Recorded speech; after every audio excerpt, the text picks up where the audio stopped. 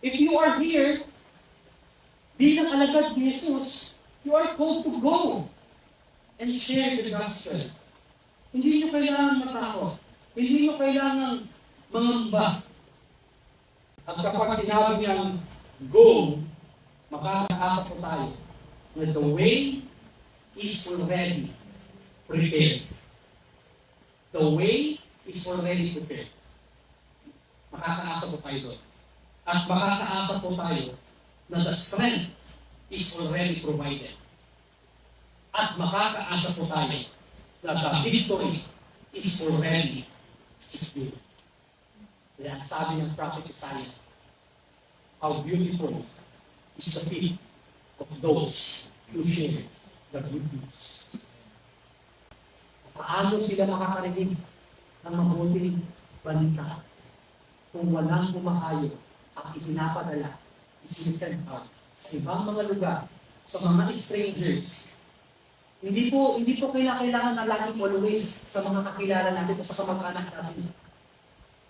It can also be strangers.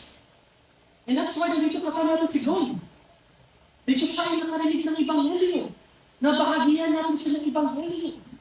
And praise God na siya ay dinala ng Panginoon dito. Isang example po ito ng bunga ng pag-i-evangelize.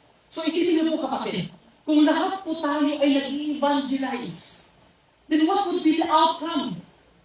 Kaya mga kapatid, dito po ako magtatapos. Ang pagiging alagad ni Kristo ay hindi po passive. It is active obedience. Dahil ang Panginoon na may hawak ng langit at lupa ang siyang nagsugo sa atin na humayo at ipalaganap ang Ebanghelyo ni Kristo Jesus and make disciples of all the nations. Kung siya ang may ultimate authority sa creation and sa buhay natin mga Kristiyano, then ang tamang response ay full submission and obedience sa kanyang command dahil alam din natin na kasama natin siya gaya ng sinabi niya sa last verse ng ating passage. And I am with you always, even to the end of the age.